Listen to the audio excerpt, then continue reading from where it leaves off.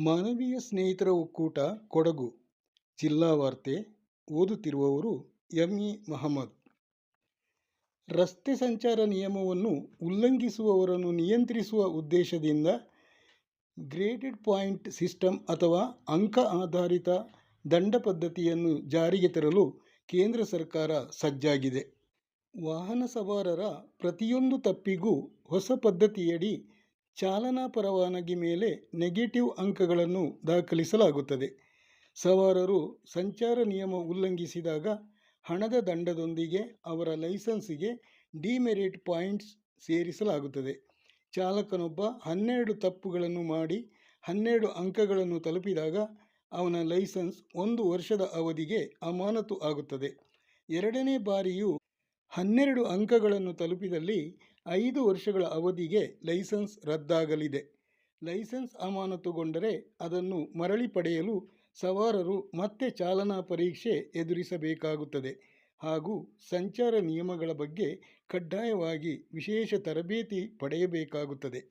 ಹೆಚ್ಚುತ್ತಿರುವ ಮೊಬೈಲ್ ಬಳಕೆಯಿಂದ ಮಕ್ಕಳ ಮೇಲೆ ಬೀರುವ ಅಡ್ಡ ಪರಿಣಾಮಗಳ ತಡೆಗಟ್ಟುವ ಉದ್ದೇಶದಿಂದ 16 ವರ್ಷದೊಳಗಿನ ಮಕ್ಕಳಿಗೆ ಸಾಮಾಜಿಕ ಜಾಲತಾಣದ ಬಳಕೆ ನಿಷೇಧಿಸಲಾಗುವುದು ಎಂದು ಮುಖ್ಯಮಂತ್ರಿ ಸಿದ್ದರಾಮಯ್ಯ ತಿಳಿಸಿದ್ದಾರೆ. ಹಾಗೆಯೇ ವಿದ್ಯಾರ್ಥಿ ನಾಯಕರನ್ನು ಬೆಳೆಸಲು ಕಾಲೇಜು ಹಾಗೂ ವಿಶ್ವವಿದ್ಯಾಲಯಗಳಲ್ಲಿ ವಿದ್ಯಾರ್ಥಿ ಚುನಾವಣೆ ನಡೆಸುವುದಾಗಿಯೂ ಮುಖ್ಯಮಂತ್ರಿಗಳು ಘೋಷಿಸಿದ್ದಾರೆ. ರಾಜ್ಯದಲ್ಲಿ ಪರಿಸರ ಸ್ನೇಹಿ ಸಾರಿಗೆ ವ್ಯವಸ್ಥೆಯನ್ನು ಜಾರಿಗೆ ತರಲು ರಾಜ್ಯ ಸರ್ಕಾರ ನಿರ್ಧರಿಸಿದ್ದು, ಕರ್ನಾಟಕದ 4 ನಿಗಮಗಳಿಗೆ ಒಟ್ಟು 4,000 ವಿದ್ಯುತ್ ಚಾಲಿತ ಬಸ್ಗಳನ್ನು ಒದಗಿಸಲಾಗುವುದು ಎಂದು ಮುಖ್ಯಮಂತ್ರಿ ಸಿದ್ದರಾಮಯ್ಯ ಅವರು ಬಜೆಟ್ ಮಂಡನೆ ಸಂದರ್ಭ ಘೋಷಿಸಿದ್ದಾರೆ. ರಾಜ್ಯದಲ್ಲಿ ಏಪ್ರಿಲ್ 15ರಿಂದ ಮೇ 15ರ 1 ತಿಂಗಳ ಕಾಲ 2027ರ ಜನಗಣತಿಯ ಮೊದಲ ಹಂತವಾದ ಮನೆಗಳ ಪಟ್ಟಿ ಹಾಗೂ ವಸತಿ ಗಣತಿ ಪ್ರಕ್ರಿಯೆ ನಡೆಯಲಿದೆ.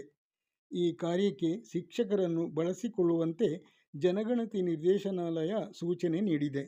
ಎರಡನೇ ಹಂತದಲ್ಲಿ ಮುಂದಿನ ವರ್ಷ ಮಾರ್ಚ್ ತಿಂಗಳಿನಲ್ಲಿ ಜನಸಂಖ್ಯಾ ಗಣತಿ ನಡೆಯಲಿದೆ. BLO ಆಗಿರುವ ಶಿಕ್ಷಕರಿಗೆ ಗಣತಿಯಿಂದ ವಿನಾಯಿತಿ ನೀಡಲಾಗಿದೆ ಎಂದು ತಿಳಿದುಬಂದಿದೆ. ಕೊಲ್ಲಿ ಕದನದ ಬಿಸಿ ಭಾರತಕ್ಕೂ ತಟ್ಟಿದೆ. LPG ಸಿಲಿಂಡರ್ ಬೆಲೆಯನ್ನು ಇದೀಗ ಏರಿಸಲಾಗಿದೆ. ಗೃಹ ಬಳಕೆಯ ಸಿಲಿಂಡರ್ ಬೆಲೆ ಏಕಾಏಕಿ 60 ರೂಪಾಯಿಗೆ ಏರಿಕೆಯಾಗಿದ್ದು, ವಾಣಿಜ್ಯ ಸಿಲಿಂಡರ್ ಬೆಲೆ 115 ರೂಪಾಯಿಯಷ್ಟು ಏರಿಕೆಯಾಗಿದೆ. ಮನಸ್ಸಿದ್ದರೆ ಮಾರ್ಗ ಎಂಬಂತೆ ಕಾಫಿ ತೋಟದ ಲೈನ್ ಮನೆಯಲ್ಲಿ ಸೀಮೆಎಣ್ಣೆ ದೀಪದ ಬೆಳಕಿನಡಿ ಓದಿದ 2 ಬಾಲಕಿಯರು ಈಗ ಕರಿಕೋಟು ಧರಿಸಿ ನ್ಯಾಯಾಲಯದಲ್ಲಿ ನಿಂತು ವಾದ ಮಾಡುವ ವಕೀಲರಾಗಿದ್ದಾರೆ.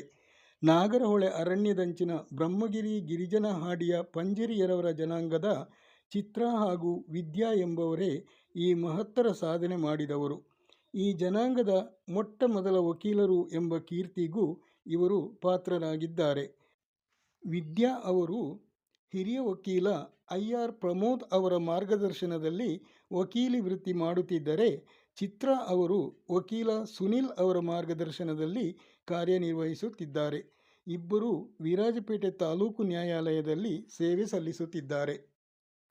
ನಂಜರಾಯಪಟ್ಟಣ ಸಮೀಪದ ವಾಲ್ನೂರು ತ್ಯಾಗತ್ತೂರು ಬಾಳೆಗುಂಡಿ ಹಾಡಿ ಬಳಿ ಇಂದು ಬೆಳಿಗ್ಗೆ ಪುಂಡಾನೆ ದಾಳಿಗೆ ಸಿಲುಕಿ ಮಹಿಳೆಯೊಬ್ಬರು ದಾರುಣವಾಗಿ ಸಾವನ್ನಪ್ಪಿದ ಘಟನೆ ನಡೆದಿದೆ. 5 ಮಹಿಳೆಯರ ತಂಡ ರಸ್ತೆ ಬದಿ ನಡೆದು ಹೋಗುತ್ತಿದ್ದ ಸಂದರ್ಭ ದಿಢೀರನೆ ಎದುರಾದ ಕಾಡಾನೆಯೊಂದು ಜಲಜಾಕ್ಷಿ ಎಂಬ ಮಹಿಳೆಯನ್ನು ತುಳಿದು ಸಾಯಿಸಿದೆ. 53 ವರ್ಷ ಪ್ರಾಯದ ಮೃತ ಜಲಜಾಕ್ಷಿ ಅವರು ನಂಜರಾಯಪಟ್ಟಣ ಗ್ರಾಮ ಪಂಚಾಯಿತಿಯ ಮಾಜಿ ಸದಸ್ಯೆ ಆಗಿದ್ದು, ಘಟನೆಯಿಂದ ರೋಷಗೊಂಡ ಗ್ರಾಮಸ್ಥರು ಅರಣ್ಯ ಇಲಾಖೆ ವಿರುದ್ಧ ತೀವ್ರ ಪ್ರತಿಭಟನೆ ನಡೆಸಿದರು. ಇಲಾಖೆಯ ಅಧಿಕಾರಿಗಳು ಸ್ಥಳಕ್ಕೆ ಭೇಟಿ ನೀಡಿ ಮುಂದಿನ ಕ್ರಮ ಕೈಗೊಂಡಿದ್ದಾರೆ. ವಿರಾಜಪೇಟೆ ವಿಧಾನಸಭಾ ಕ್ಷೇತ್ರದಾದ್ಯಂತ ಗುಣಮಟ್ಟದ ವಿದ್ಯುತ್ ಪೂರೈಕೆಗೆ ರಾಜ್ಯ ಸರ್ಕಾರ 200 ಕೋಟಿಗೂ ಅಧಿಕ ಮೊತ್ತದ ಅನುದಾನ ನೀಡಿದೆ ಎಂದು ಶಾಸಕ AS ಪೊನ್ನಣ್ಣ ಅವರು ತಿಳಿಸಿದರು. ಪೊನ್ನಂಪೇಟೆ ಸಮೀಪದ ಬಾಳೆಲೆಯಲ್ಲಿ 27 ಕೋಟಿ ರೂಪಾಯಿ ವೆಚ್ಚದಲ್ಲಿ ಸ್ಥಾಪಿಸಲು ಉದ್ದೇಶಿಸಲಾಗಿರುವ ನೂತನ ವಿದ್ಯುತ್ ವಿತರಣಾ ಕೇಂದ್ರಕ್ಕೆ ಶಾಸಕರು ಭೂಮಿ ಪೂಜೆ ನೆರವೇರಿಸಿ ಮಾತನಾಡಿದರು. ರಾಜ್ಯ ಕ್ರೀಡಾ ಪ್ರಾಧಿಕಾರದ ಉಪಾಧ್ಯಕ್ಷ ಚೆಪ್ಪುಡಿರ ಅರುಣ್ ಮಾಚಯ್ಯ, ಜಿಲ್ಲಾ ಗ್ಯಾರಂಟಿ ಅನುಷ್ಠಾನ ಸಮಿತಿ ಅಧ್ಯಕ್ಷ ತೀತಿರ ಧರ್ಮಜ ಉತ್ತಪ್ಪ, ಜಿಲ್ಲಾ ಪಂಚಾಯಿತಿ ಮಾಜಿ ಸದಸ್ಯ ಬಾನಂಡ ಪ್ರತ್ಯು ಮುಂತಾದವರು ಉಪಸ್ಥಿತರಿದ್ದರು. ರಾಜ್ಯದ ಶಾಲಾ ಕಾಲೇಜುಗಳಿಗೆ ದಾನಿಗಳು ನೀಡಿದ ಜಾಗವನ್ನು ಸಂರಕ್ಷಿಸುವ ಸಲುವಾಗಿ ರಾಜ್ಯ ಸರ್ಕಾರವು ಬಜೆಟ್ ಅಧಿವೇಶನದ ಸಂದರ್ಭ ವಿಧೇಯಕ ಮಂಡಿಸಲು ಸಿದ್ಧತೆ ನಡೆಸಿದೆ. ಪ್ರಾಥಮಿಕ, ಪ್ರೌಢ ಹಾಗೂ ಪಿಯು ಕಾಲೇಜುಗಳನ್ನೊಳಗೊಂಡ 13,000ಕ್ಕೂ ಹೆಚ್ಚಿನ ವಿದ್ಯಾಲಯಗಳ ಆಸ್ತಿಗಳು ಸರ್ಕಾರದಲ್ಲಿ ನೋಂದಾವಣೆಗೆ ಬಾಕಿ ಇದ್ದು, ಈ ಶಾಲೆಗಳಿಗೆ ಸ್ಥಳದಾನ ನೀಡಿದ್ದ ಅನೇಕ ಕುಟುಂಬಗಳು ತಮ್ಮ ಭೂಮಿಯನ್ನು ಬಿಟ್ಟುಕೊಡುವಂತೆ ಕೋರ್ಟ್ ಮೆಟ್ಟಿಲೇರಿದ್ದಾರೆಂದು ಗೊತ್ತಾಗಿದೆ.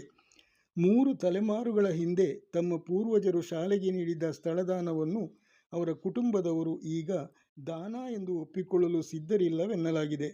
ಈ ನಿಟ್ಟಿನಲ್ಲಿ ಸರ್ಕಾರ ವಿಧೇಯಕ ಮಂಡಿಸಲು ಮುಂದಾಗಿದೆ.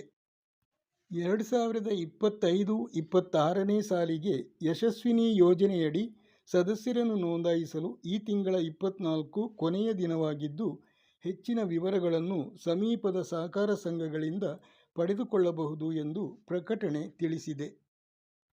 ಇಲ್ಲಿಗೆ ಜಿಲ್ಲಾ ವಾರ್ತೆ ಮುಕ್ತಾಯವಾಯಿತು.